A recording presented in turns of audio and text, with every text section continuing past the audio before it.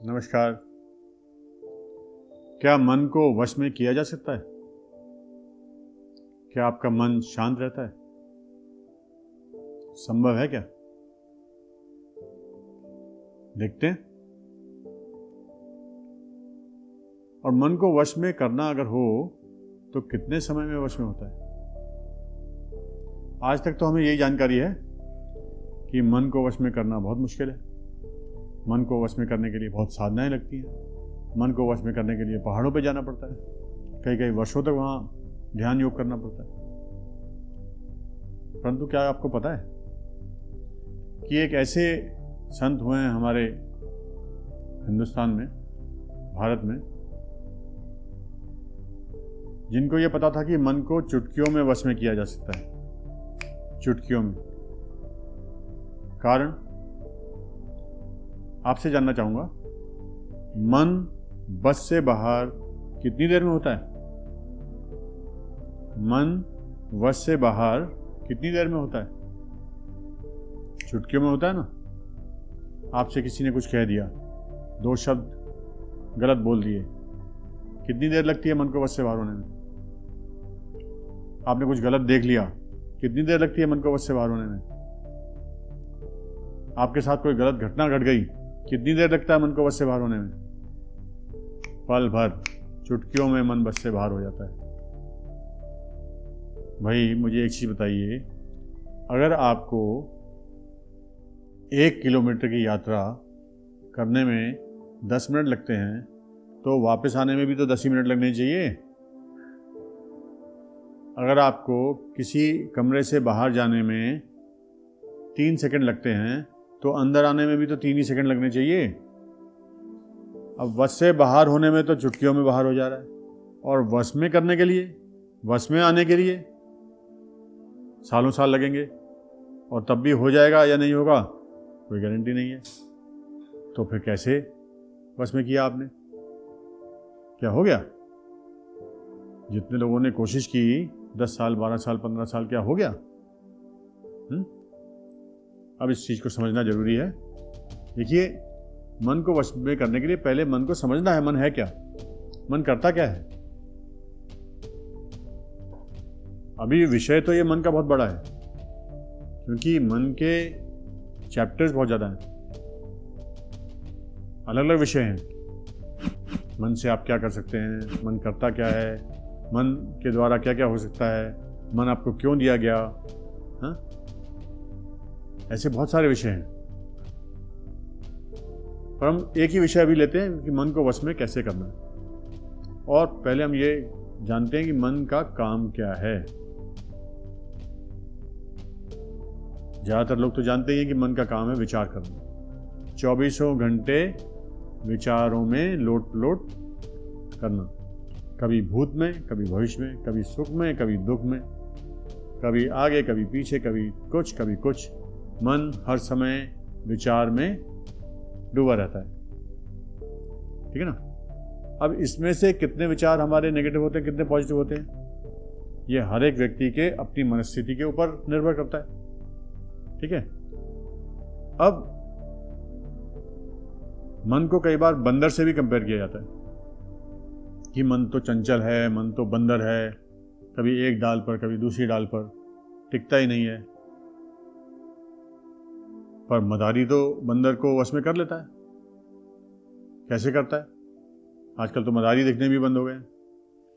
मदारी डुगडुगी बजाता है और बंदर एक लाठी लेता है और नाचने लग जाता है, ठीक है। जैसे ही मदारी डुगडुगी बंद करता है, बंदर फिर से अपना उछल कूद शुरू कर देता है, कभी मदारी के कंधे पे, कभी मदारी की साइकिल पे, कभी ऐसे। फिर जब मदारी फिर से डुगडुगी शुरू करता है तो बंदर लाठी लेता है और नाचना शुरू कर देता है। फिर डुगडुगी बंद होती है तो फिर वो अपनी हरकतें शुरू कर देता है। तो बंदर से इसीलिए तो कंपेयर किया गया। कहने का मतलब यह है कि मन के काम को समझना है, और मन को अगर आपने काम पे लगा दिया, मन को काम दे दिया, तो मन वश में है। अगर काम नहीं दिया तो वश में कभी नहीं होगा। सबसे बड़ी चीज क्या है, आप मन को किस रूप में देखते हैं। आप मन को किस रूप में देखते हैं? क्या मन आपका दोस्त है? कई लोग कहते हैं मन तो बड़ा खराब है, दुश्मन है। कई लोग कहते हैं ये मेरा साथी है। कई लोग कहते हैं मन भगवान है। कई लोग कहते हैं ये इष्ट है। जैसा जो मन के बारे में सोचता है, मन उसको वैसा ही परिणाम देता है। साधारण सी बात है।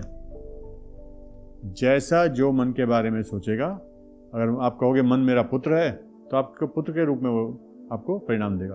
आप कहोगे मन मेरा पिता है, तो पिता के रूप में परिणाम देगा। आप कहोगे भाई है तो भाई है, सखा है तो सखा है। जैसा आप चाहें, ये मन वैसा ही आपको परिणाम देना शुरू कर देता है। अब इसको वश में करने के लिए आपको काम देना है। इसीलिए आपको कहा जाता है बार बार कि जाप करिए, कोई ना कोई मंत्र जाप करिए, कोई ना कोई, और 24 घंटे करिए, तभी मन वश में आएगा। दूसरी चीज क्या है, मन का काम जो विचार करना है, इसमें कितना नेगेटिव विचार आप करते हैं। जो देखा गया है वो तो यह है कि 60-70% से ज़्यादा आपके विचार नेगेटिव होते हैं। 90% तक लोगों के विचार नेगेटिव होते हैं। अगर उसको हम सकारात्मक करते चले जाएं तो मन अपने आप वश में आता जाता है और उसके परिणाम आता है। तो होता क्या है, मन के विचारों को आपने बार बार उसका विश्लेषण करना है, उसको जांचना है कि मन कहीं नेगेटिव विचार तो नहीं कर रहा। लोग सोचते हैं हम तो बहुत पॉजिटिव हैं, हम तो बिल्कुल अच्छे विचार करते हैं, हम तो हमेशा सही बोलते हैं। अब उनसे पूछा जाए क्या हाल है, आपकी तबीयत कैसी है, तो वो क्या बोलेंगे, सब ठीक है, कोई दिक्कत नहीं है, कोई परेशानी नहीं है। अब क्या उन्होंने सही बोला, सकारात्मक बोला? जी नहीं, उन्होंने 2 नाव पे पैर रख दिया। अब 2 नाव पे पैर रखने वाला व्यक्ति कहां तक जाएगा? आप किसी से पूछिए, किसी भी नेता के बारे में कोई चर्चा करिए, हो सकता है 1-2 लाइन तो अच्छी बोल दे, उसके बाद वो नेगेटिव बोलने लग जाएगा उसके बारे में। अब किसी दूसरे के बारे में आप नेगेटिव अगर बोल रहे हैं, तो आपके मन में क्या है? जो मन में है वही तो बोलोगे भाई। यानी कि मन में नेगेटिव भरा पड़ा है। आप किसी भी व्यक्ति के बारे में गलत तभी सोच सकते हैं जब आपके मन में गलत हो। अगर गलत नहीं होगा तो आप दूसरे के बारे में गलत सोच ही नहीं सकते। ठीक है ना? तो अब क्या है, क्योंकि ये मन एक स्टोर हाउस है, और इतना बड़ा स्टोर हाउस है कि इसमें आपकी सारी बातें आज तक की जो आपने की हैं, जो खाया है, जो पिया है, जो देखा है, वो सब स्टोर्ड है। जब चाहें आप उसको बाहर निकाल सकते हैं, जब चाहें आप उसको याद कर सकते हैं। ठीक है ना? तो मन को वश में करने के लिए विचारों को जानिए और विचारों को सकारात्मक करते चलिए। एक एक शब्द को सकारात्मक करते चलिए। थोड़ा प्रयास तो होगा, प्रयास तो लगेगा। क्यों? क्योंकि आपके मन में जो नकारात्मकता आई है, नेगेटिविटी आई है, वो अनायास ही आई है, बिना प्रयास के आई है। जैसे खेत में आपने कुछ नहीं लगाया तो घास, खरपतवार, झाड़ झंकार तो अपने आप हो जाएगा। आपने कुछ लगाना है तो प्रयास करना पड़ेगा, मेहनत करनी पड़ेगी। ऐसे ही मन के खेत में कुछ सकारात्मकता बोनी है, अच्छे परिणाम लाने हैं, तो प्रयास तो करना पड़ेगा। और मन को वश में करना बहुत आसान है, बहुत आसान है।